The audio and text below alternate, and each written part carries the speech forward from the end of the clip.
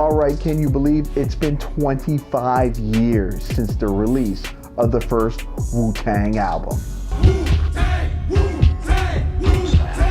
Now I know the Genius and the RZA each had solo albums before the release of this album. However, Enter the 36 Chambers was the first time we were introduced to this massive team. The Masta Killah, the RZA, the GZA, Old Dirty Bastard, Ispektah, Deck, Raekwon the Chef, Ugod, Ghostface Killah, and the METHOD man. Now back in 1993, I was definitely a casual hip-hop listener.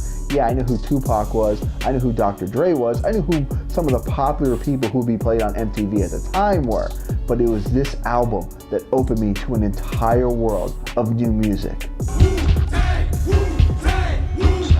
Now the first video I ever saw from the Wu was this one right here, The Mystery of Chessboxin. I love the theme of the video. The lyrics were razor sharp and the beat was unlike anything I ever heard.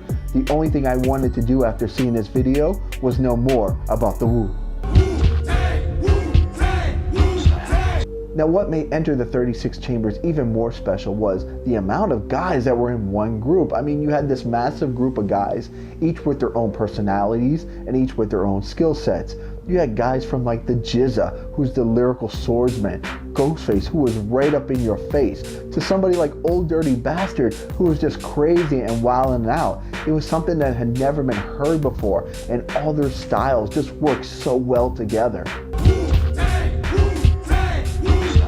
Now in 1993 we had no YouTube, so the only way to see new videos from your favorite artist was to tune in pretty much every day to shows like Yo MTV Raps or Rap City, and you always had that VCR remote ready, so when your favorite song came on from your favorite artist, you could add it to your VHS music video collection. Alright, now let's get into the album. 12 killer tracks here on Enter the 36 Chambers. The Mystery of Chessboxin and Method Man are two of my favorites, and songs like Can It Be All So Simple, Cream, and Protect Your Neck are now considered by many as hip-hop classics. So just to show you guys how far I go back really listening to the Wu, here's a picture of me in 1997 after seeing them in concert the first time. Now over the years I've got to see the Wu perform several times as a clan, as well as several times in solo action. I've got to check out members Ghostface Killah, the GZA, and most recently here in 2018, Raekwon the Chef. Hopefully up next for the clan should be an induction into the Rock and Roll Hall of Fame. I know for me personally, they changed the way I listen to music, and they probably have for many of you out there as well.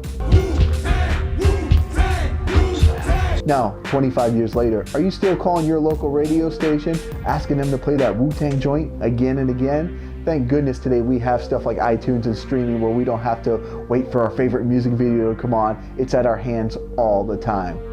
So, do you think Enter the 36 Chambers still holds up today?